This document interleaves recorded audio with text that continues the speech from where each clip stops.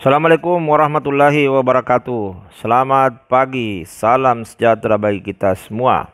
Baik, adik-adik mahasiswa yang saya banggakan, kali ini kita akan membahas tentang pilar utama tegaknya negara hukum. Apa yang kemudian menjadi prinsip-prinsip pokok yang merupakan pilar-pilar utama yang menyangga berdiri tegaknya satu negara modern sehingga dapat disebut sebagai negara hukum, the rule of law atau Rechtsstaat, ya. Nah, Prof. Jimli Asidik menyebutkan ada 11 prinsip pokok atau pilar-pilar utama yang menyangga berdiri tegaknya sebuah negara hukum. Mulai dari supremasi hukum, penegak persamaan dalam hukum, asas legalitas, pembatasan kekuasaan, organ-organ eksekutif yang independen, peradilan bebas dan tidak memihak, peradilan tata usaha negara, peradilan tata negara, perlindungan hak asasi manusia, bersifat demokratis, kemudian sarana mewujudkan tujuan bernegara. Jadi bagaimana hukum itu menjadi political instrument untuk mencapai tujuan negara, masyarakat adil dan makmur. Nah, baik, kita akan melihat satu persatu dari asas-asas itu. Yang pertama adalah supremasi hukum. Nah, kalau kita bicara supremasi hukum, kita perlu melihat bahwa di sebuah negara hukum itu harus ada pengakuan normatif dan empirik akan prinsip supremasi hukum, yaitu bahwa semua masalah diselesaikan dengan hukum sebagai pedoman tertinggi. Nah, tentu dalam perspektif supremasi hukum atau supremacy of law itu, pada hakikatnya pemimpin tertinggi negara itu adalah bukanlah manusia, tetapi konstitusi yang mencerminkan hukum yang tertinggi.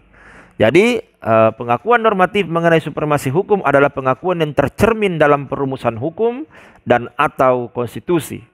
Sementara pengakuan empirik adalah pengakuan yang tercermin dalam perilaku sebagian besar masyarakatnya yang menunjukkan bahwa hukum itu memang suprem. Hukum itu betul-betul berwibawa, ya, ditegakkan gitu. Kemudian yang kedua adalah prinsip persamaan dalam hukum. Ada equality before the law. Jadi prinsip persamaan ini, kalau kita bicara persamaan dalam hukum, ya, bahwa adanya persamaan kedudukan setiap orang dalam hukum dan pemerintahan itu diakui secara normatif dan dilaksanakan secara empirik. Nah, dalam rangka prinsip persamaan ini, segala sikap dan tindakan diskriminatif dalam segala bentuk dan manifestasinya itu diakui sebagai sikap dan tindakan terlarang. Jadi tidak ada diskriminasi dalam sebuah negara hukum, karena semua orang sama kedudukannya, equal dalam perlakuan hukum. Nah, tentu kalau bicara diskriminasi berbeda konteksnya kalau tindakan-tindakan itu bersifat khusus dan sementara yang dinamakan affirmative action. Nah, ada tindakan afirmatif gitu, guna mendorong dan mempercepat kelompok masyarakat tertentu untuk mengejar kemajuan. Karena adanya perbedaan fasilitas, ya, adanya infrastruktur yang berbeda, misalnya dalam konteks pendidikan, ya, ada orang yang ikut tes, ada orang yang ikut tes tapi dalam konteks afirmatif gitu. Jadi kelompok-kelompok warga masyarakat itu yang dapat diberi perlakuan khusus, tapi itu bukan sebuah tindakan diskriminatif, misalnya ya suku-suku terasing, kelompok masyarakat hukum adat yang kondisinya terbelakang, terisolir, ya, wanita, anak-anak terlantar, ya, disabilitas dan seterusnya, itu tentu ada perlakuan khusus, tapi itu bukan berarti sebuah tindakan diskriminatif. Kemudian selanjutnya adalah asas legalitas. Jadi harus ada legalitas. Nah, dalam setiap negara hukum itu dipersyaratkan berlakunya asas legalitas dalam segala bentuknya, bahwa segala tindakan pemerintah itu harus didasarkan atas peraturan perundang-undangan yang sah dan tertulis. Ya, perlu ada peraturan daerahnya, kemudian kepala daerah itu melakukan tindakan-tindakan pemerintahan atau membuat program dan melaksanakannya. Bahwa anggaran yang digunakan itu harus termuat di dalam anggaran pendapatan belanja daerah. Tidak boleh kemudian ujuk-ujuk tiba-tiba ada kegiatan lalu dikeluarkan anggarannya dari APBD tapi tidak berada di dalam perencanaan anggaran gitu. Jadi harus ada legalitas, harus ada pijakan sebelum tindakan. Jadi peraturan perundang-undangan tertulis harus ada dan berlaku lebih dahulu atau mendahului tindakan atau perbuatan administratif yang dilakukan. Tidak boleh dia melegitimasi sebuah tindakan, tapi aturan itu ada sebagai dasar untuk melakukan tindakan. Nah, dengan demikian setiap perbuatan atau tindakan administrasi itu harus didasarkan atas aturan, rules and procedures, ya. Jadi prinsip normatif nampaknya memang sangat kaku dan menyebabkan birokrasi menjadi lamban. Tapi selain aturan-aturan, tentu diakui pula adanya prinsip yang memungkinkan para pejabat administrasi negara itu mengembangkan, menetapkan sendiri. Jadi yang berlaku secara internal, bebas dan mandiri dalam rangka menjalankan tugas jabatan yang dibebankan oleh peraturan yang sah.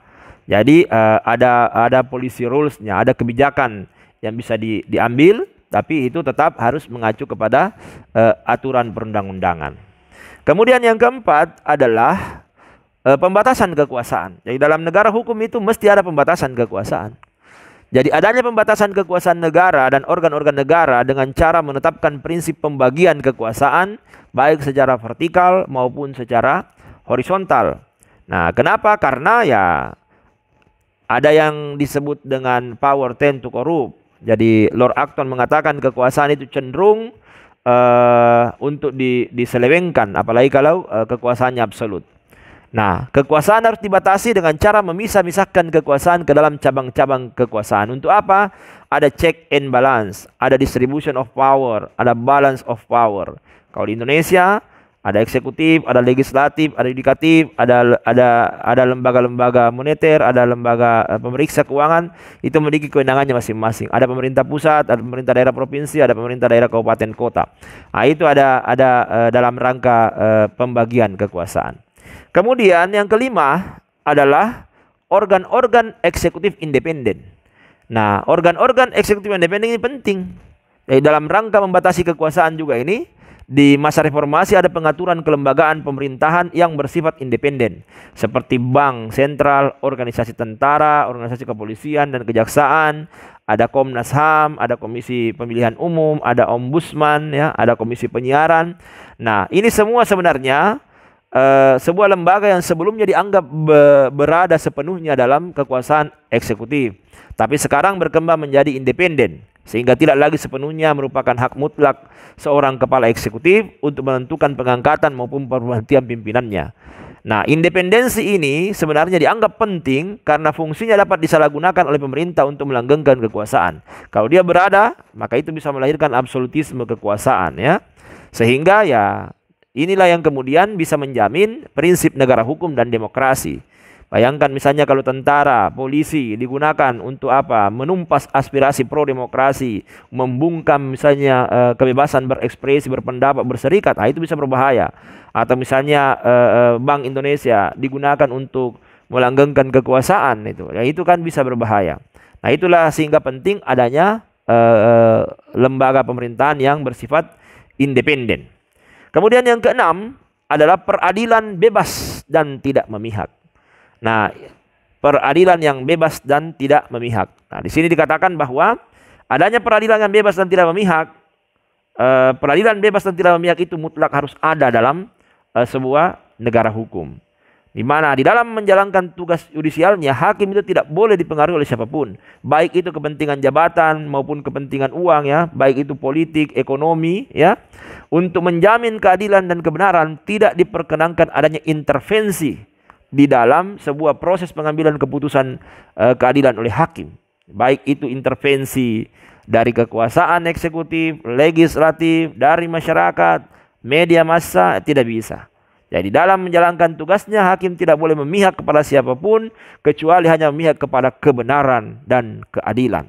Nah, namun perlu diingat bahwa dalam menjalankan tugasnya, proses pemeriksaan perkara oleh hakim harus bersifat terbuka. Dan dalam menentukan penilaian dan menyatukan putusan, hakim harus menghayati nilai-nilai keadilan yang hidup di tengah-tengah masyarakat kita. Jadi hakim tidak hanya bertindak sebagai mulut undang-undang atau peraturan perundang-undangan, tapi dia juga mulut keadilan. yang menyuarakan perasaan keadilan yang hidup di tengah-tengah masyarakat. Jadi bukan hanya proseduralnya, tapi substansi keadilan itu harus menjadi panglima di dalam mengambil sebuah keputusan. Kemudian selanjutnya adalah peradilan tata usaha negara. Nah, meskipun peradilan tata usaha negara juga menyangkut prinsip peradilan bebas dan tidak memihak, tetapi menyebutnya secara khusus sebagai pilar utama negara hukum itu perlu ditegaskan. Kenapa? Karena dalam setiap negara hukum itu harus terbuka kesempatan bagi tiap-tiap warga negara untuk menggugat keputusan pejabat administrasi negara dan dijalankannya putusan hakim tata negara, tata usaha negara. Jadi itu penting. Jadi warga negara itu punya kesempatan untuk menggugat keputusan pejabat administrasi negara, dan kemudian negara harus menjalankan, pemerintah harus menjalankan keputusan hakim tata usaha negara. Jadi pengadilan tata usaha negara ini penting, disebut tersendiri. Kenapa? Karena itu menjamin agar warga negara tidak dizolimi oleh keputusan-keputusan para pejabat administrasi negara sebagai pihak yang berkuasa. Jadi jika hal ini terjadi, maka harus ada pengadilan yang menyelesaikan tuntutan keadilan itu bagi warga negara, dan harus ada jaminan bahwa putusan hakim tata usaha negara itu benar-benar dijalankan oleh pejabat negara, tata usaha negara, pejabat tata usaha negara yang bersangkutan.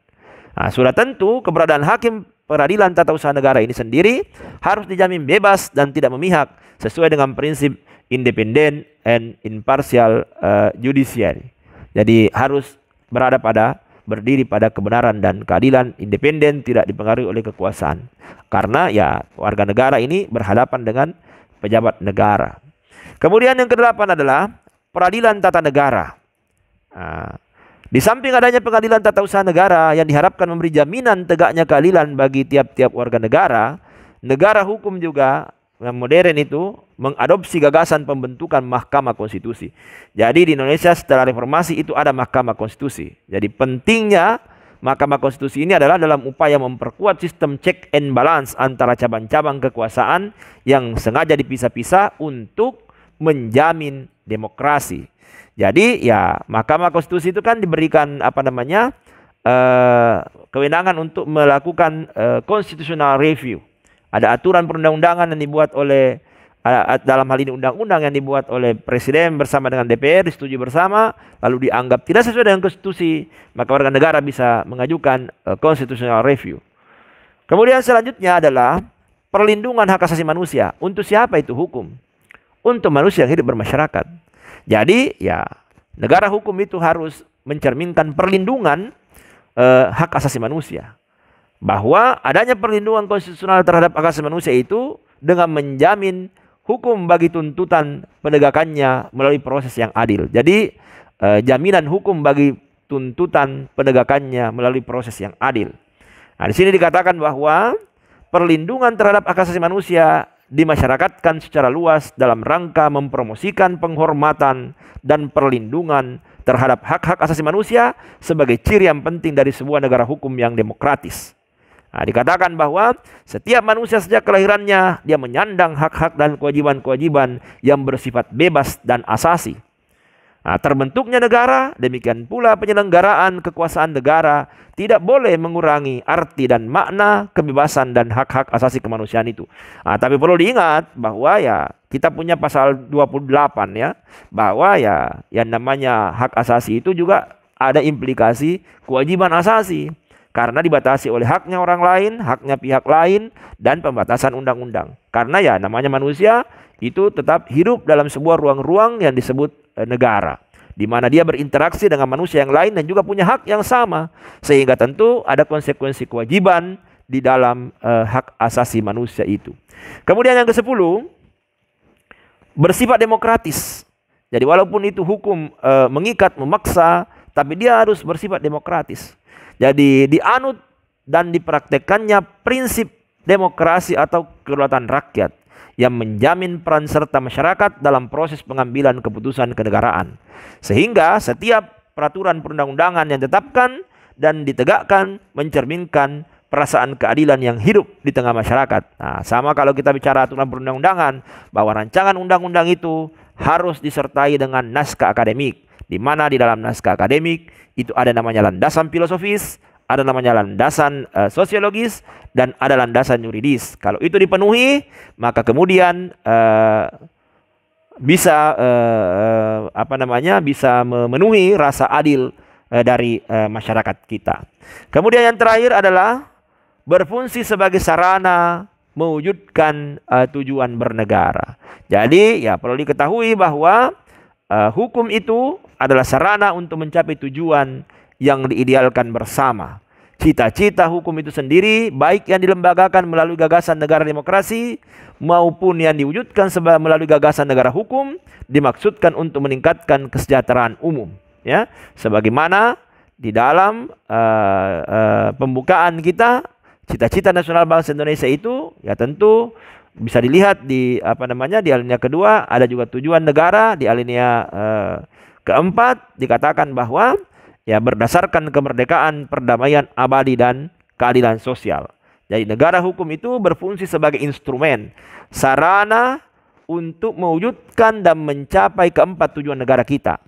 Pembangunan negara Indonesia tidak akan terjebak hanya sekedar rule driven, tapi melainkan juga sebagai mission driven. Artinya apa? Ya, kita mau mewujudkan kesejahteraan sebagai tujuan, tapi ada proses di mana proses itu didasarkan pada aturan hukum yang berlaku.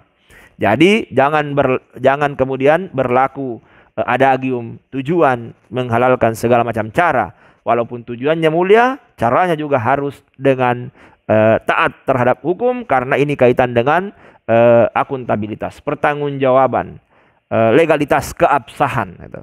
Baik, saya pikir itu untuk hari ini. Banyak pilar-pilar tentu yang lain, silakan dicari tahu, dikembangkan agar lebih komprehensif pemahaman kita dalam pekan-pekan diskusi. Baik, alhamdulillahirabbil alamin. Assalamualaikum warahmatullahi wabarakatuh.